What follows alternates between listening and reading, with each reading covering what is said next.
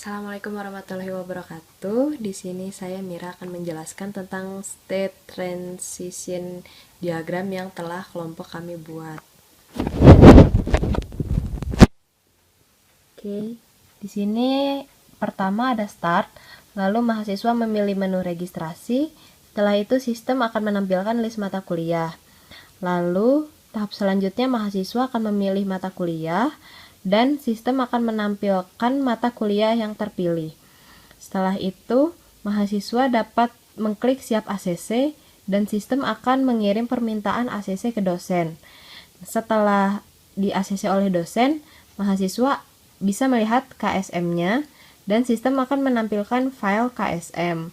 Setelah itu, mahasiswa dapat mencetak KSM dan dari sistem KSM berhasil dicetak.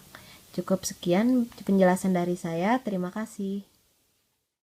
Assalamualaikum warahmatullahi wabarakatuh. Nama saya Noval, NIM saya 1102134422. Saya di sini akan menjelaskan tentang deployment diagram pada untuk website Igrasias yang akan diakses oleh para mahasiswa dalam registrasi mata kuliah. Nah, pertama-tama saya akan menjelaskan klien ini akan mengakses browser Igrasias, dan di browser ini klien harus mempunyai ID dan password karena untuk mengakses Igrasias ini hanya untuk kalangan terbatas, contohnya mahasiswa. Nah, dan seterusnya browser akan mengakses ke Igrasias di web server Igrasias, dan server Igrasias akan mengakses web servernya. Web server ini akan mengakses database, tetapi database juga bisa mengambil, web server bisa mengambil ke database, tetapi database juga bisa memberi ke web server, karena di database juga banyak data-data seperti data-data mata kuliah, data-data mata kuliah ada di database.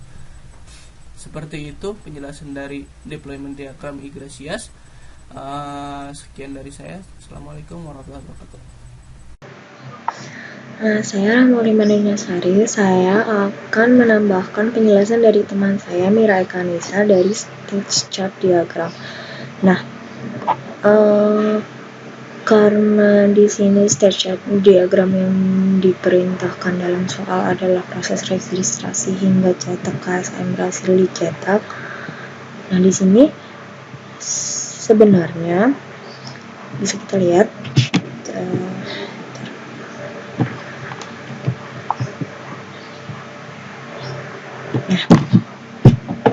ketika mahasiswa mencetak KSM dan tombol dan server dan web server akan menampilkan tampilan tombol cetak KSM terklik, sebenarnya file KSM itu sudah tersimpan, tapi ketika mahasiswa membutuhkan file KSM itu untuk di print atau untuk keperluan lain, mahasiswa dapat memilih menu registrasi dan file KSM. Di situ file KSM dari semester awal hingga semester yang sekarang kuliahnya sedang berjalan dapat diakses atau dapat di print out dari Igrasias, karena file KSM yang telah dicetak atau ketika mahasiswa telah mensubmit bottom cetak KSM, file KSM itu telah disimpan di dalam database melalui web server. Nah, di sini dapat kita lihat memiliki dua fungsi. Sebenarnya fungsi itu sama, cuman kebutuhannya yang berbeda.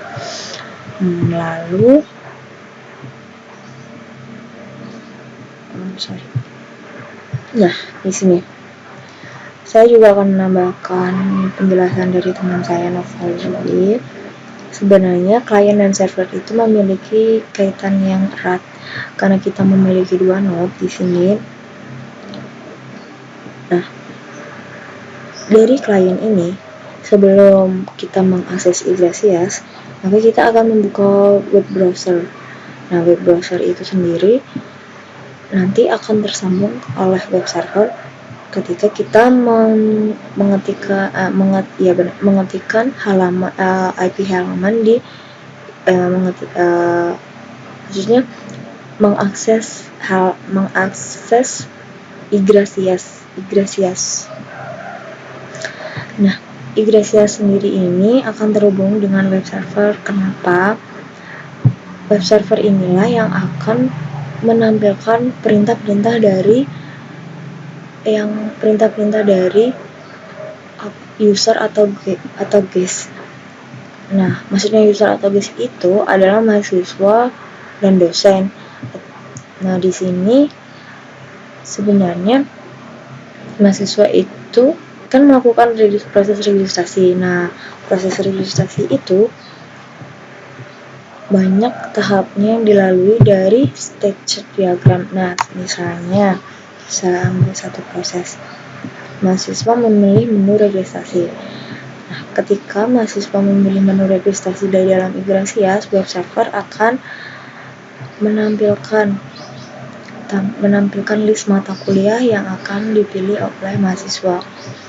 Lalu, setelah mahasiswa memilih dan mengklik button simpan mata kuliah, maka secara tidak langsung web server akan menyalurkan file mata kuliah itu ke database, atau di database sendiri itu memiliki file-file mata kuliah serta dosen-dosen yang berkaitan dengan mata kuliah itu.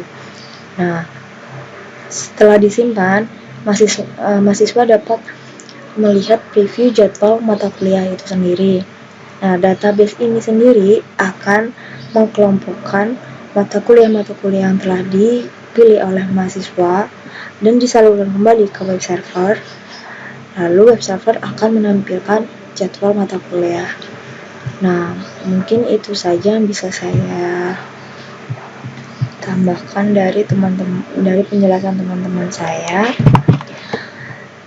Wassalamualaikum warahmatullahi wabarakatuh.